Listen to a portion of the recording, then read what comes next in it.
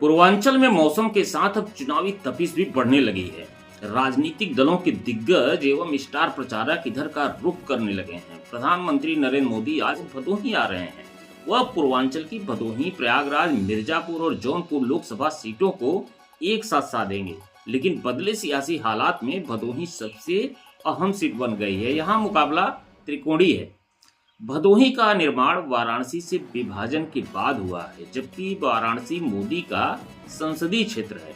भदोही में 25 मई को वोट डाले जाएंगे, इसलिए भदोही सियासी लिहाज से अहम बनी हुई है। पूर्वांचल की सबसे अहम सीटों में भदोही भी शामिल है, लेकिन इस बार यहाँ का सियासी माहौल 2014 और 2019 जैसा नहीं है। वरिष्ठ पत्रकार प्रभुनाथ शुक्ला कहते हैं कि टिकट बंटवारे को लेकर पार्टी के वरिष्ठ नेताओं में असंतोष है। यह दीगर बात है कि कोई कुछ कहने को तैयार नहीं है। पार्टी ने जहां जाति समीकरण फिट करने के लिए मौजूदा सांसद रमेश बिंद का टिकट काटकर चंदौली के डॉक्टर विनोद बिंद को उम्मीदवार बनाया, इससे भी रमेश बिंद नाराज दिखे, क्योंकि पार्टी में रमेश बिंद को लेकर नाराजगी थी, लिहाजा उनका टिकट काट दिया गया। टिकट कटने से नाराज रमेश बिंद समाजवादी पार्टी का दामन थाम लिए और उन्हें अखिलेश यादव ने मिर्जापुर से केंद्रीय मंत्री अनुप्रिया पटेल के सामने उतार दिया। लिहाजा रमेश बिंद के जो समर्थक भदोही में हैं, उनके भीतर नाराजगी होगी, जिसका असर चुनाव में दिखेगा या नहीं यह तो वक्त ही बताएगा, क्योंकि भाजपा उम्मीदवार डॉक्टर विनोद भी बिंद समुदाय से ही आते हैं। काशी प्रयाग के मध्य स्थित होने के कारण भदोही की अपनी अलग सियासी अहमियत है। यही कारण है कि प्रधानमंत्री नरेंद्र मोदी तीसरी बार भदोही आ रहे हैं। हर चुनाव में वो सियासी फिजा को बनाने भदोही अवश्य आते हैं। अब इस बदले हालात में मोदी का करिश्मा कितना कामयाब होता है, यह देखना हो। भदोही में इस बार त्रिकोणीय मुकाबला है, लेकिन सीधा मुकाबला फिलहाल भाजपा निषाद गठबंधन के उम्मीदवार डॉक्टर विनोद बिंद इंडिया गठबंधन के ललितेश त्रिपाठी से है। लेकिन बहुजन समाज पार्टी के हरिशंकर चौहान उर्फ दादा को कमतर आंकना सियासी दलों की बड़ी भूल साबित हो सकती है, क्योंकि 2019 के लोकसभा चुनाव में बसपा उम्मीदवार एवं पूर्व मंत्री पंडित रंगनाथ मिश्र यहाँ दूसरे स्थान पर रहे हैं। इसलिए भदोही में त्रिकोणीय मुकाबले से इनकार नहीं किया जा सकता है। यहाँ सबसे अधिक ब्राह्मण, बिंद, मुस्लिम, दलित, यादव, वैश्य, ठाकुर, पाल, मौर्य और दूसरे मतदाता शामिल हैं। चुनाव की करवट ब्राह्मण मतदाताओं के हाथ में है। जिस तरह वह घूम गया, उधर परिणाम प्रभावित कर सकता है।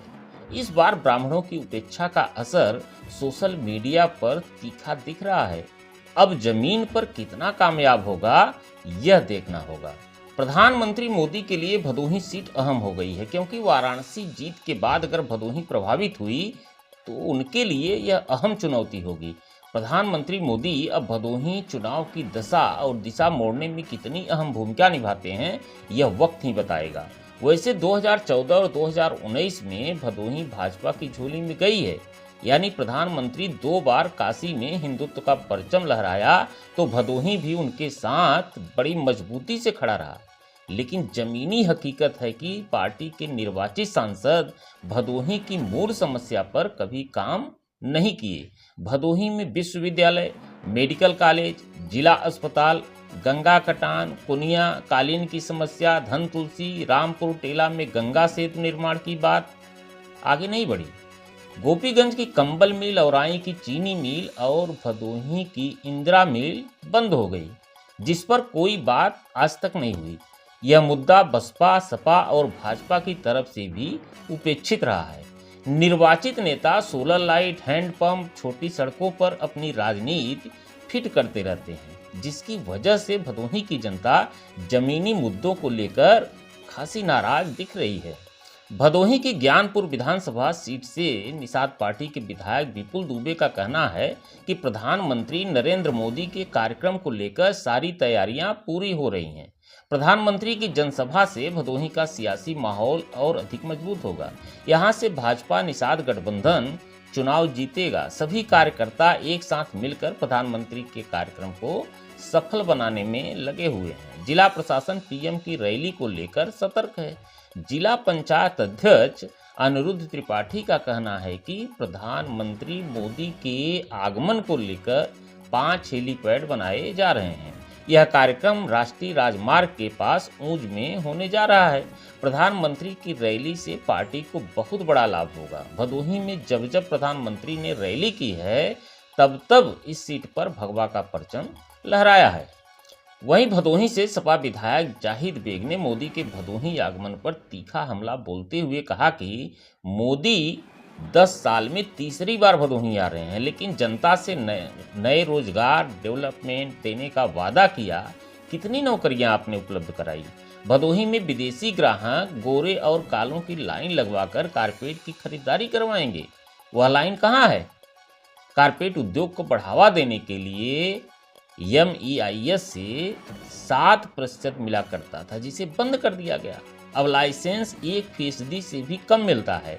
कारपेट में 2014 से पहले ड्रॉबैक 8.70% मिलता था, जो घटकर 3.2% हो गया है। GST की वजह से हमेशा निर्यातकों की पूंजी फंसी रहती है, जबकि कारपेट उद्योग को उत्तर प्रदेश में बढ़ावा देने के लिए अखिलेश यादव की सरकार ने लगभग 180 करोड़ से अधिक की लागत से बने कारपेट एक्सपो मार्ट को सिर्फ 17 माह में बनवाया था। इस बार जनता आप पर भरोसा नहीं करेगी। देश में इंडिया गठबंधन की सरकार बन रही है। भदोही भी इंडिया जीत रहा है। धन्यवाद।